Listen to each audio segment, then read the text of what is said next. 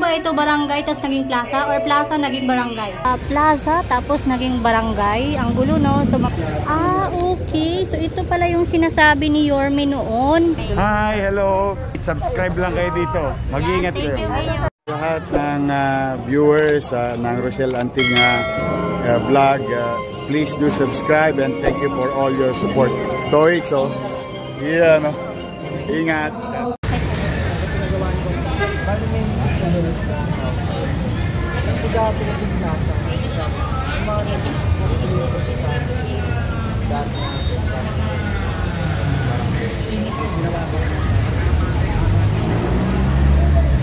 Pwede mo kami mabigyan ng kopya ng permit. Ay na, okay, ready. Permit. Ayaw. Pagdating ko na sa rito. Ay, pinapainin ng permit na.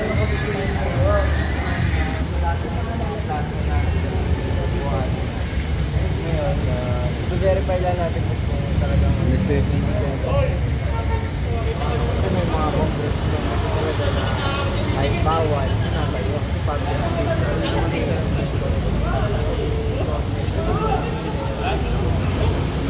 binira nila pa rin.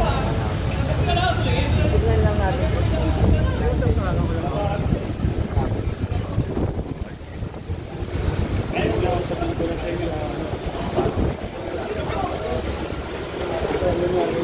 So kung naalala ninyo, dito tayo nag-focus noong kasama natin ang ating butihing Yorme nung panahon ng eleksyon. So plaza pala ito.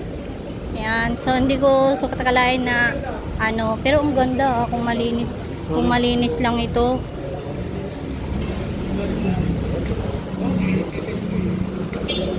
Yan, may mga upuan yan, pero itong mga upuan na to kailangan din po ayusin to kasi mga na rin po, wala nang maayos na pintura.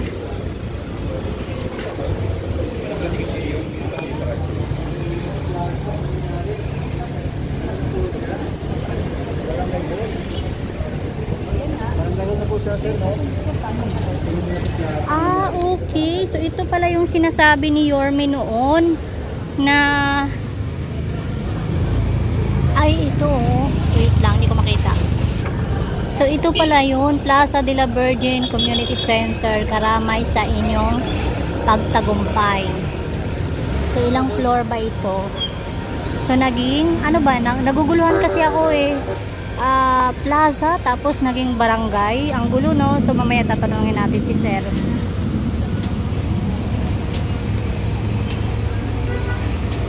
Tatanungin natin si Sir mamaya kung bakit kasi hindi ko po nag-gets mas maganda na rin po yung magtanong tayo para malaman din po ng ating mga viewers kasi plaza siya and then barangay. Akyat tayo sa taas.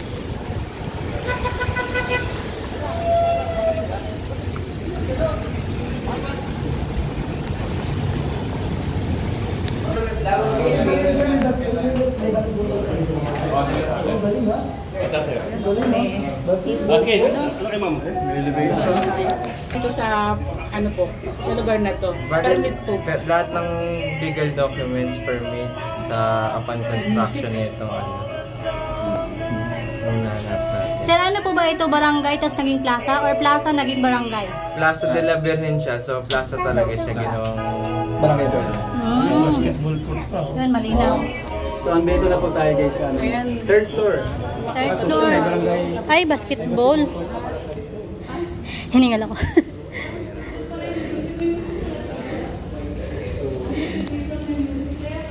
So, inakyat na natin. Third floor tayo. Yun o. Babasketball na si Sir.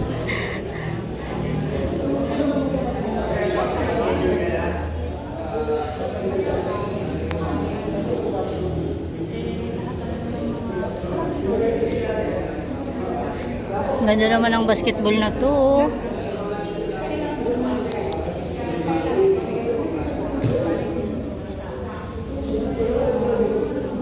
Hinihingal ako. Tumakbo kami. Third floor na tayo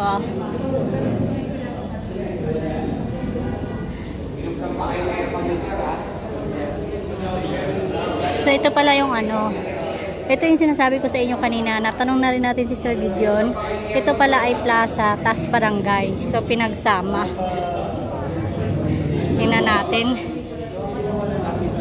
Tingnan natin dito. So, meron ditong hagdanan. Meron pa, Ma'am Shi. Ay, hindi baka ito yun. Oo, tama ito. Yan. Okay, so baba na tayo. Okay, so dito na tayo.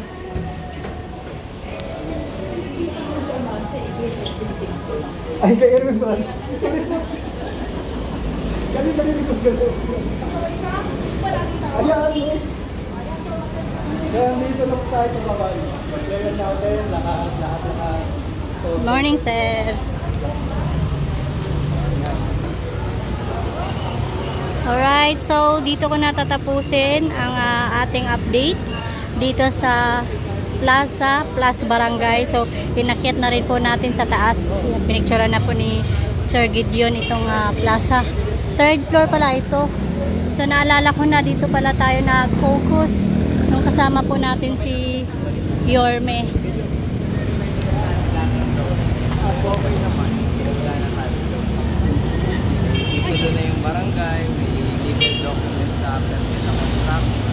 Pero kung wala, lalapit natin sa nakakataas. Titibagin din po kung Ano ano. posibilidad sir na matibag po siya? Hindi natin masabi kasi since napapakinabangan na siya ng ano, tsaka malaking ano na eh, oh, nakita niya may basket. Yes, Hindi ko masasabi. i-check pa sir kung baga na. I-check na upon verification. Thank you. Okay, thank you sir. Thank you, sir. Thank you, Sir Gideon. So, upon verification pa po ha, para sa kaalaman po ng lahat. So, ulitin ko lang po, upon verification pa po itong Plaza plus Barangay. So, hindi pa natin alam. So, abangan nyo na lang po ang aking mga update dito pagbalik natin. So, saludo po sa ating mga kasama, PDO or Parks Development Office Manila. Shoutout po sa kanila. At lagi po natin yung ina-update sa mga magagandang mga ginagawa dito sa Kamaynilaan. Thank you sa inyo, pati sa mga viewers nyo and followers nyo. Oh, marami na kayong aabangan. Yes, excited Handa na po ba kayo kami. mapuyat? Yes naman, Yorme. Ay makapagpasalamat sa inyong lahat.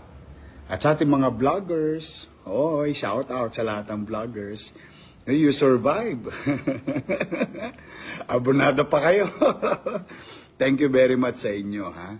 Hi, hello. Subscribe lang kayo dito. Mag-iingat kayo. Lahat ng viewers ng Rochelle Antig vlog, please do subscribe and thank you for all your support. Toits, yeah, no? Ingat.